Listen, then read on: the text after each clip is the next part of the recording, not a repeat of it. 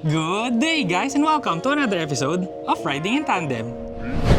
RIT, Riding in Tandem, RIT. With me, RM. And me, Elaine. At sa episode na to, tignan natin kung ano nga ba yung mga nagustuhan namin sa Jayco J7 SHS. Ano, ready ka na? Parati naman eh. Tara na!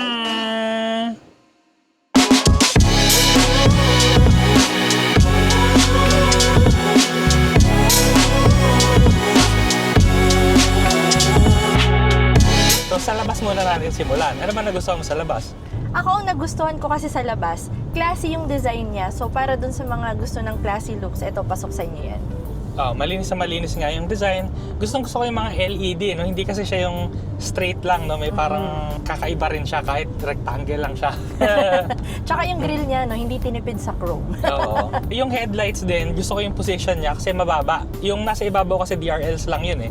So yung headlights niyang nasa baba, hindi nakakasilaw ng mga ibang sasakyan kasi mababa yung placement eh. Sa sides naman, gusto ko yung pag-unlock mo or pag kahit nga lumapit ka lang ng sasakyan eh, magbubukas na yung, hindi pala magbubukas, lumalabas yung door handle pag Oo. lumapit ka galing sa malayo. At saka proof dun sa mga bukas kotse. Kasi talagang wala kang mahahawakan pagka hindi binuksan yung sasakyan. Oo, unless susundutin mo pa ng susundutin Wala, para hindi. lumabas, di ba? Pero yun nga, maganda ng design kasi malinis. Sa likod naman, automatic din yung tailgate niya, tapos yung design, kapare-pare ng una, no? Klase yung design. Kung gusto niyo ng klaseng looks, eto talaga yun. Tsaka napansin ko kasi, pagka nasa gas station kami, yung naiiba talaga kasing itsura niya sa mga ordinaryong sasakyan. Naks talagang ganun eh, no? Ordinaryong sasakyan. Hindi kasi talaga eh, pag tinignan mo, naiiba talaga siya. Kahit yung kulay nga niya, stand out din to. Medyo blue siya na parang galactic. Galactic. Kasi may mga may mga sparkles. Pagka tinignan mo kasi siya ng malapitan, hindi siya basta-bastang blue. May mga parang glitters eh, no? Sa video na to nga pala, no, syempre titingnan din natin kung matipid ba talaga to. Ngayon, nasa 1,031 kilometers yung distansya natin na kaya ng gasolina. So, tingnan natin kung mapapangalahati natin to sa biyahe natin ngayon. Magsisimula kami sa General Trias, tapos pupunta kami ng Quezon City, around mga 55 to 60 kilometers, tapos babalik syempre. Tapos, baka may mga dadaanan pa kami sa Manila. So, tingnan natin, no? Kasi, syempre, pagka kunwari, ordinary internal combustion engine, mas malakas talaga sa gasolina. Pero pagka mga plug-in hybrid na kagaya nito, syempre, mas matipid. Yun din yung isa naming nagustuhan dito, no? Dahil nga plug-in hybrid siya, wala, i-charge nyo lang siya sa bahay, tapos pwedeng kuryente na lang yung gagamitin nyo. Hindi katulad nung kailangan mo pang magas ng magas palagi, lalo na ngayon, 'di ba? Ang taas ngayon ng bilihin, ang taas ng gasolina. So yun, mas makakatipid ka dun kung puro kuryente lang gagamitin. Oo, tapos naririnig nyo yun, nagsasalita, si Kali yun, naka-child seat. So isang good din yun kasi ang daling gamitin ng child seat niya, hindi kasi nakatago siya sa loob ng leather. So may parang bukasan lang siya na hard plastic, tapos sasaksak mo na doon. Pero syempre, may limitations din yung electric vehicle mode nito. Kasi syempre, hindi naman talaga full electric vehicle to. Yung range niya, around 100 kilometers yata to. So, kung sasobra ka doon, syempre, gagamit ka pa rin ng gas. Pero, kaya kasing umandar nito ng hybrid mode. So, habang umaandar ka, nag-charge na siya. Habang namemreno ka, nag-charge din siya. Para mas lumaki pa yung charge nung battery mo. Para battery na lang ulit yung gagamitin mo. Tsaka syempre, pagka napunta ka sa traffic, hindi na gagana yung makina nyo, kuryente na lang. Yung size din nito, no, hindi siya yung sobrang liit, hindi sobrang laki, yung katamtaman lang. So, yung yung laki nito, very manageable sa mga kalsada. Ito yung looban na dinadaanan namin. Madali lang siyang tansyahin. Yung isa ko pang gusto dito yun. Napakaganda rin nung interior nito, no? So, kinumbine nila ang black and brown na may textured leather. Kahit yung mga plastic components, no, mayroong mga prints siya, may mga design, then may mga silver accents din. Ang ganda ng pagkakakombine. Malakas talaga yung dating kasi pagka yung interior, yung ano ba kulay ito? Parang mocha? Brown. Parang beige. Parang beige Oo, daw. beige na mocha. Oo, parang iba yung dating eh.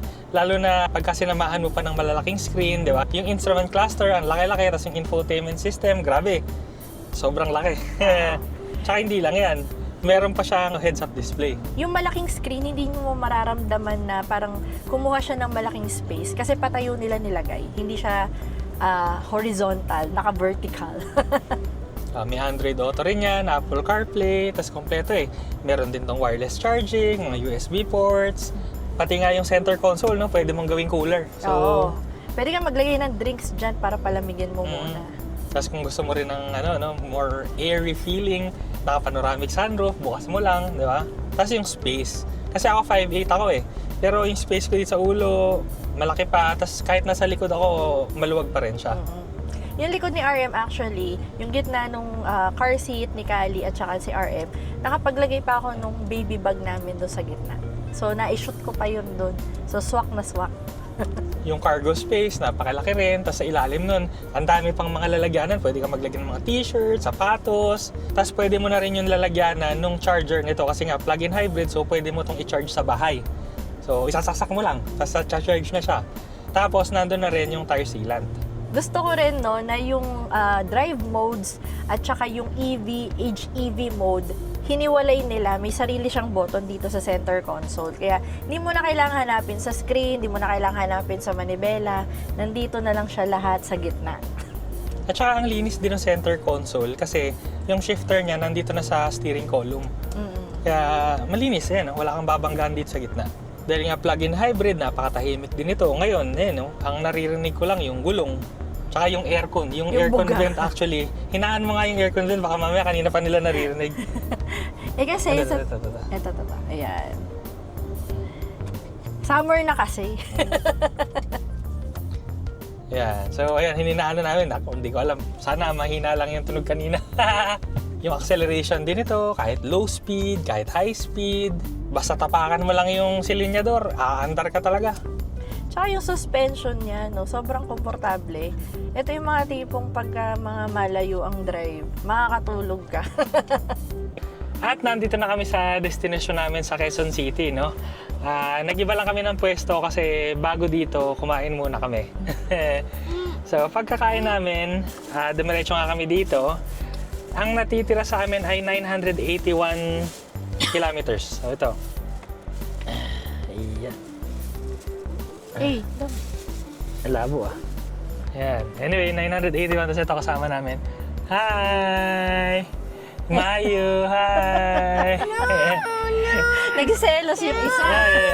Oh, Nagselos yung isa. nagselos. Oh, it's okay. So, papasok na muna kami doon. Medyo mahirap talagang ubusin yung nito, no, yung gasolina kasi parang 1/8 pa lang ng bar yung nauubos namin. 1/8 lang ba to? O mas less pa yata eh. Oo, mas less pa yata sa 1/8 ng tangke. So, balitaan ko na lang kayo pag nakauwi ulit kami ng Cavite. Sige, bye. At nakauwi na kami, no? So, ito, papakita ko sa inyo yung gasolinang inabot namin. Anyway, 919 ito. 919 kilometers pa yung natitira sa range ng gasolina natin. So parang 114. Ito pa lang. So ito pa lang yung tunay na 1/8 yung nabawas dun sa tangke natin. So napakatipid talaga nitong plug-in hybrid, no? Kasi ang sabi nila 24 kilometers per liter, no? 24.4 kilometers per liter ang actual consumption nitong J7 PHEV.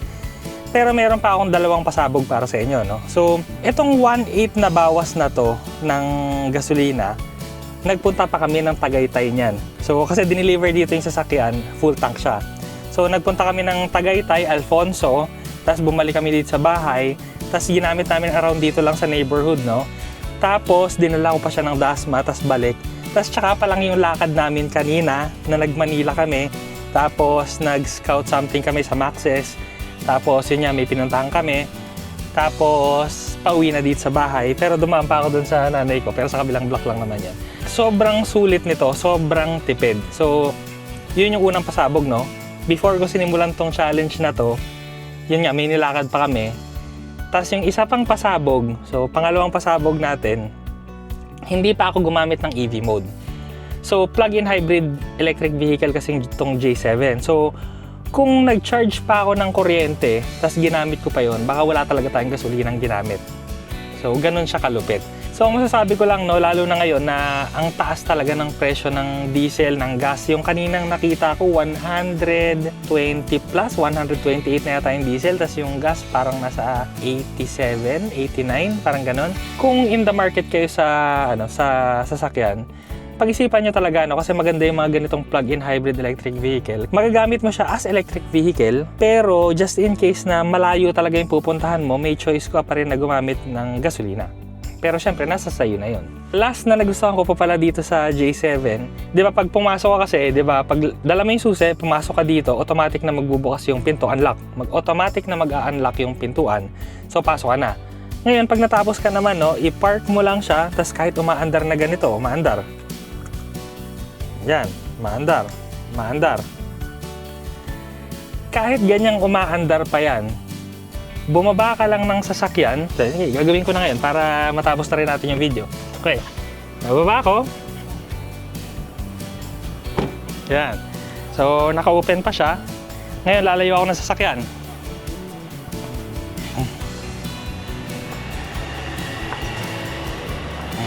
Yun. Ngayon, nakalock na siya. So, ganun kaganda yung feature na yun kasi, kumbaga, hindi mo na makakailimutang nakabukas yung kotse kasi automatic na siyang magsasara. Hindi. Makakalimutan mo pa rin pero safe yung kotse mo kasi automatic na siyang magsasara. So, lapit ako ngayon. Malapit ako. Okay. Bukas na siya ulit. Ayun. Tapos hindi mo na kailangang i-start-stop button yan kasi pag pumasok ka, naka-on na yung aircon yan automatic.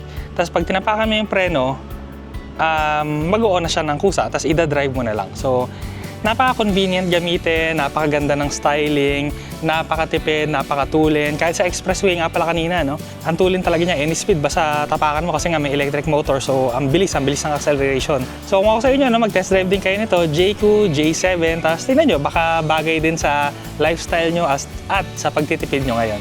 Maraming salamat sa panonood. Sana nag-enjoy kayo sa video na to. Next video na! RIT, riding in tandem. RIT, riding in tandem. RIT, riding in tandem. Siksik na impormasyon mula kay RM at Elaine. RIT, riding